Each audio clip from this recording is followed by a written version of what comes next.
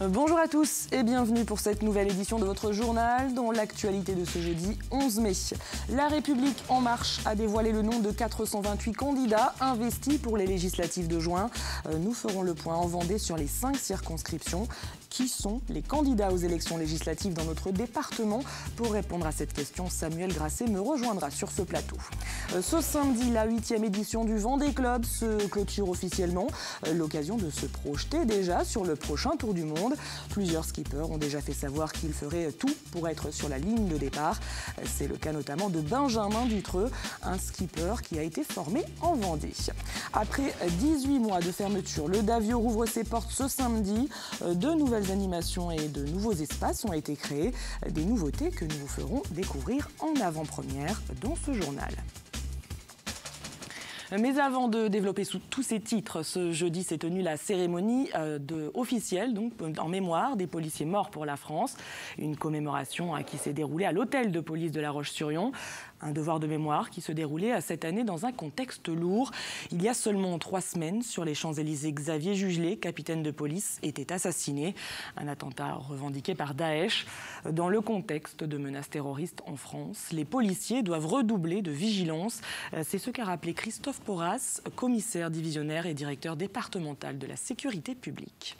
Ces dernières années, cette commémoration prend évidemment une importance très particulière puisque le nombre de tués en service augmente légèrement et surtout dans des conditions qui sont quand même très dramatiques.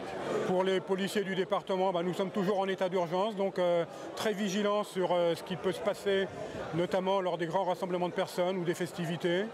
Et sinon, je pense qu'il ne faut surtout pas relâcher cette vigilance justement pour arriver à nos fins.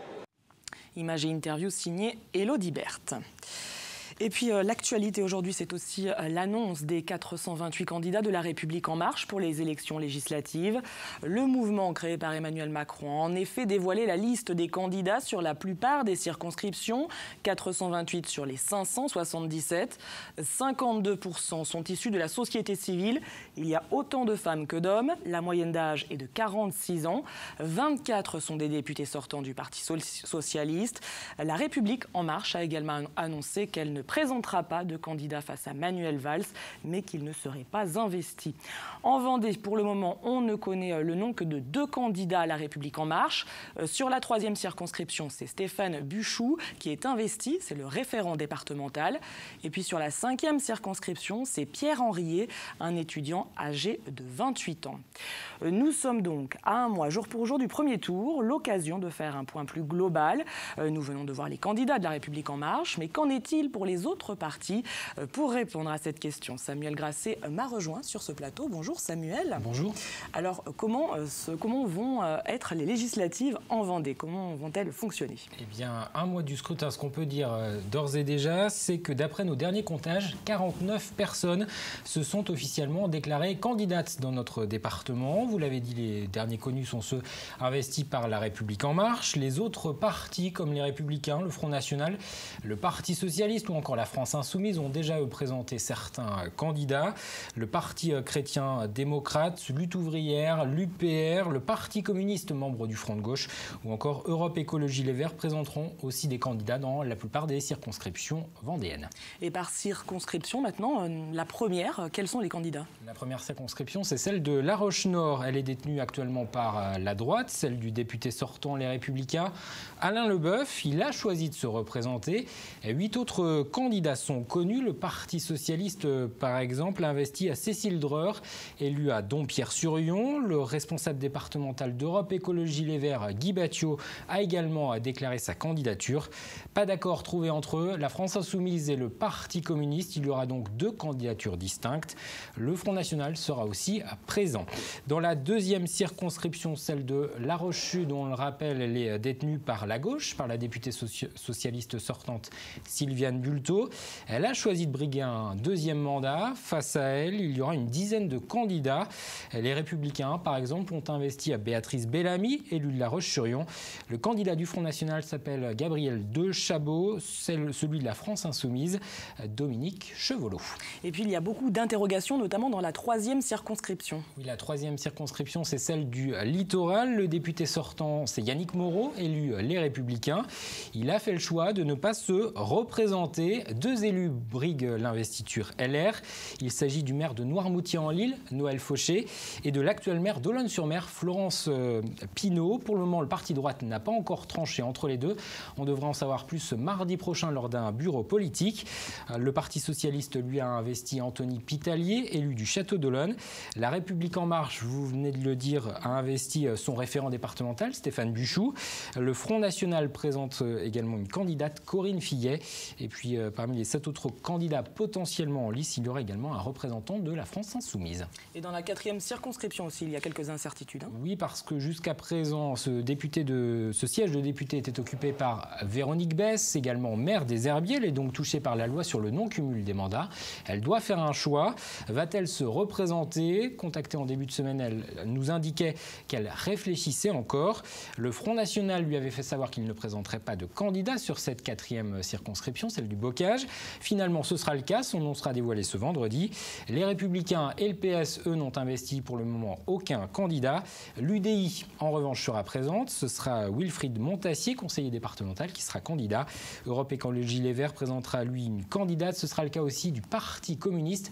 2 partis qui ont échangé cette semaine pour envisager des candidatures communes sur l'ensemble du département. Et enfin, dans la 5e alors? La 5e circonscription, celle du Sud-Vendée. Elle est détenue jusqu'à présent par le député sortant Hugues Fourage, élu jusqu'à présent sous l'étiquette socialiste. Il se représente. Il avait indiqué souhaiter s'inscrire dans la majorité présidentielle, mais il n'aura pas l'investiture de la République en marche, en tout cas pas dans le Sud-Vendée, puisque vous l'avez dit, le candidat investi par le mouvement d'Emmanuel Macron aujourd'hui, c'est Pierre Henriet. Il aura face à lui le maire de Fontenay-le-Comte, Jean-Michel Lalère pour les Républicains. Debout la France, le parti de Nicolas Dupont-Aignan présente également un candidat dans cette 5e circonscription, tout comme le FN, la France insoumise, Lutte ouvrière, le Parti chrétien-démocrate, Europe Écologie Les Verts. Il y aura aussi un dissident de droite. Alors maintenant, quel est le calendrier pour les candidats? Eh bien, les premières candidatures pourront être enregistrées à partir de lundi prochain à la préfecture de La Roche-sur-Yon. La date limite, ce sera le vendredi 19 mai, 18h. Il restera alors 3 semaines aux candidats pour faire campagne avant le premier tour qui aura lieu le dimanche 11 juin. Eh bien, merci pour toutes ces précisions, Samuel. Et nous aurons bien sûr l'occasion d'y revenir dans quelques jours. Quelques jours justement avant le premier tour, nous vous présenterons tous les candidats en Vendée dans un magazine spécial législative. Un magazine que vous pourrez retrouver chaque soir après votre journal. Le projet de parc éolien offshore au large de l'île-Dieu et de Noirmoutier vient de franchir une étape importante. Ce mardi, la société éolienne en mer Île-Dieu et Noirmoutier a déposé les dossiers de demande d'autorisation d'exploitation du domaine maritime auprès des services de l'État. Je vous rappelle que le projet prévoit l'implantation de 62 éoliennes qui, à terme, fourniraient l'équivalent de la consommation électrique de 780 000 foyers. Mais avant d'en arriver là, il y a encore plusieurs marches à franchir.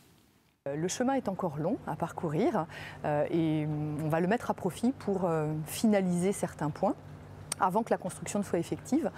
Rapidement, nous l'espérons, obtention des autorisations dans le courant de l'année 2018, qui sera suivie ensuite, si tout se passe bien, de la décision finale d'investissement par éolienne en mer, qui devrait lancer la phase de construction de ce parc éolien à partir de l'année 2019 pour une mise en service progressive à partir de 2021. Et l'objectif, c'est que ce parc éolien tourne à 100% en 2023. Ouvrons une page à présent avec tout d'abord du basket. En Ligue 2, les filles de La Roche-sur-Yon ont décroché mercredi soir leur ticket pour la finale des play-offs. En déplacement dans le Finistère, elles ont réussi à venir à bout des joueuses de Landerneau. Score final 76-79. Le RVBC jouera la montée contre Calais ou Chartres. Ce sera le 20 mai prochain. Suite à présent de notre série de la semaine, vous le savez maintenant, la cérémonie de remise des prix du Vendée Globe aura lieu ce samedi au Sables d'Olonne. Et dans ce cadre, nous vous proposons depuis le début de la semaine des reportages autour de cette grande course. Aujourd'hui, nous allons nous projeter en 2020. Plusieurs skippers en effet ont déjà fait savoir qu'ils souhaitaient être présents sur la ligne de départ du prochain Vendée Globe. Parmi eux, Morgan Lagravière, Yannick Bestaven, Tim Darnis, Samantha Davis ou encore Benjamin Dutreux. Ce jeune homme de 27 ans a fait ses premières régates autour de l'île-Dieu. Il a ensuite intégré la structure de formation du Team Vendée. Pour lui, l'Everest des mers est un rêve qu'il souhaite concrétiser. Le reportage d'Aurélien Huard. Semaine de chantier pour Benjamin Dutreux et son bateau Sateco sur le port de plaisance de Port-la-Vie. Tous les principaux éléments de son monocoque sont démontés, vérifiés et éventuellement réparés. Objectif, être fin prêt pour la solitaire du Figaro qui partira de Bordeaux le 4 juin. C'est le rendez-vous de la saison pour ce skipper de 27 ans qui, après avoir été soutenu par le Team Vendée Formation, vole maintenant de ses propres ailes.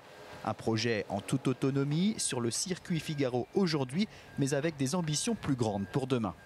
Figaro aujourd'hui c'est quasiment le plus haut niveau de la course au large en solitaire. Donc voilà, forcément si on commence à passer par là et à se confronter à des grands skippers, voilà, si aujourd'hui on se fait du mal pour arriver à ça, c'est clair et net qu'on pense aussi plus loin au Vendée Globe parce que c'est un peu l'aboutissement de la course en solitaire, quoi. Durant ses 2 ans au sein du Team Vendée, Benjamin Dutreux a autant travaillé en mer que sur terre. La recherche de partenaires était l'un des axes majeurs de sa formation. Il sait que pour réussir un projet Vendée Globe, cette partie du travail sera primordiale. On a dit que voilà, c'était très dur sportivement, mais que c'était aussi très dur à terre, et voire beaucoup plus dur à terre même pour un projet Vendée Globe, parce que ça demande beaucoup de préparation. Et voilà, moi aujourd'hui, avec grâce au Team Vendée et puis à tout ce que j'ai pu vivre et tous mes moments de galère, finalement, ils m'ont servi à me forger à terre et de savoir comment monter mon projet. Et ça, je pense que c'est hyper important pour la suite, quoi. Participer au Vendée Globe, Benjamin ne l'envisage sérieusement que depuis la dernière édition. Il avait été sollicité par le département pour présenter les bateaux. Plusieurs personnes lui ont alors soumis l'idée séduisante d'un skipper vendéen formé au Team Vendée sur la ligne de départ du Vendée Globe 2020. Et puis toujours en sport, les internationaux de tennis handisport ont débuté ce jeudi au Terre Noire à La Roche-sur-Yon. C'est la 22e édition et il y a toujours du haut niveau. 62 champions venus d'Europe et d'Amérique du Sud sont présents. Nicolas Peffer, 5e mondial, a accepté l'invitation des organisateurs. Vous le voyez d'ailleurs sur ces images. Les organisateurs qui ont bon espoir de passer au niveau supérieur pour les prochaines années. On est sur la 22e édition, donc on peut déjà dire qu'on a une grosse expérience de l'organisation. Alors qui plus est, adapté à des joueurs en fauteuil roulant, il y a toute une organisation qui se met en place lors de ces 4 jours. Et c'est très très apprécié des joueurs puisque chaque année en fait il y a des nouveautés qui permettent d'améliorer la qualité de l'organisation. Depuis quelques années on demande le grade supérieur et là on a quelques échos au niveau international de la fédération internationale. Comme quoi voilà, on va être audité pour cette accession au niveau supérieur, ce qui nous ferait bien plaisir. Et les internationaux se poursuivent jusqu'à dimanche, jour où sont programmées les finales. À noter que l'entrée est gratuite. Et on referme cette page sport avec du football ce vendredi. Dernier match de la saison à domicile pour les Herbiers. Les hommes de Frédéric Reculot affrontent Chambly pour le compte de la 33e journée de nationale. Chambly qui est 7e au classement alors que les Vendéens pointent à la 13e place. Le coup d'envoi est à 20h au stade Massabielle. Le dernier match lui est programmé le vendredi suivant à Châteauroux. L'équipe des Herbiers qui doit encore s'assurer le maintien. Direction à présent le Marais breton vendéen. Je vous le disais en titre, l'écomusée du Davio rouvre ses portes ce samedi après 18 mois de travaux. Des travaux qui ont permis de donner un nouveau visage au musée. Les collections restent les mêmes, mais elles sont enrichies par une nouvelle scénographie. Les aménagements extérieurs ont également été revus. Apolline Laurent a pu découvrir en avant-première ce nouveau Davio. C'est une nouvelle page de l'histoire du Davio qui s'ouvre. Après un peu plus d'1 an de travaux, le public va enfin découvrir ce samedi le tout nouveau parcours à travers la vie maraîchine du Marais breton. Dans cet écrin complètement repensé, les collections sont mises en valeur grâce à une nouvelle muséographie. Alors vous êtes ici dans le hall d'exposition principal qui s'appelle Le Marais et les Hommes. L'idée ici, c'est d'accueillir le visiteur par une nouvelle exposition qui valorise le marais et son fonctionnement. L'idée, c'est vraiment que le visiteur rentre dans cet univers, ce nouvel univers qu'on a voulu lui créer. Et puis aussi, il le trouve divertissant puisqu'on y a mis aussi des nouvelles pratiques de visite, des dispositifs numériques, mais pas que, du multimédia, mais aussi des manipulations pour que chacun puisse s'y retrouver. Si l'espace d'exposition a changé, l'extérieur aussi a fait peau neuve. Une invitation au voyage dans le monde maraîchin, rendue possible grâce à de nouveaux aménagements. Cela fait partie des franchissements que vous allez trouver tout au long du parcours, du nouveau parcours d'1 kilomètre, donc une douzaine de franchissements qui permet d'avoir une plus grande présence de l'eau sur le site et de pouvoir l'apprécier. Toutes les borines ont été entièrement restaurées, du toit en passant par les murs, afin de permettre justement de retrouver ce site aussi avec différents types d'habitats du marais breton. C'est en quelque sorte des témoignages de cet habitat qu'on retrouve en fait sur le site. Pour repenser ces espaces de visite, il a fallu le concours de très nombreuses personnes, des professionnels de la muséographie, de l'ethnologie, mais surtout des habitants du marais, car ce nouveau Davio a été imaginé par et pour eux. Le fil rouge, c'est vraiment cette parole d'habitant. Et chaque habitant va vous parler de sa vision du marais, de son petit coin de paradis, de ce qui représente pour lui le marais. Réparti sur 800 mètres carrés, le Davio est aujourd'hui la mémoire de la vie maraîchine des siècles derniers. Mais il se projette également vers l'avenir et cela passe forcément par la préservation de l'environnement et des espèces. Le Davio complète tout à fait ce que nous avons fait il y a 2 ans avec Biotopia au niveau de l'espace du littoral et de la forêt. Donc je crois que nous sommes tout à fait, dans le cadre de la biodiversité, aptes à montrer comment nous pouvons accueillir un public très important, malgré la présence d'espaces sensibles et tout en les préservant et la mettant en valeur. Pour réaliser l'ensemble de ces travaux, il a fallu investir plus d'1 500 000 € répartis entre la communauté de communes, la région et l'Europe entre autres. Jetons à présent un coup d'œil aux prévisions météo. Ce vendredi, le temps devrait être plus agréable malgré le passage de quelques averses. Côté température, il fera de 17 à 20 degrés l'après-midi. C'est la fin de cette édition, mais les programmes continuent bien sûr sur TV Vendée. Dans un instant, vous retrouverez votre bulletin météo complet présenté par Fanny Poirier. Et puis ce vendredi, dans le Mageco, Sandra Billy nous emmène dans l'entreprise Marberie Perrochot. Installée dans le pays des Achards, elle est spécialisée dans la marbrerie décorative et funéraire en Vendée. Un savoir-faire qui se transmet de génération en génération depuis 1845. Merci à tous de nous avoir suivis et à demain pour un nouveau journal.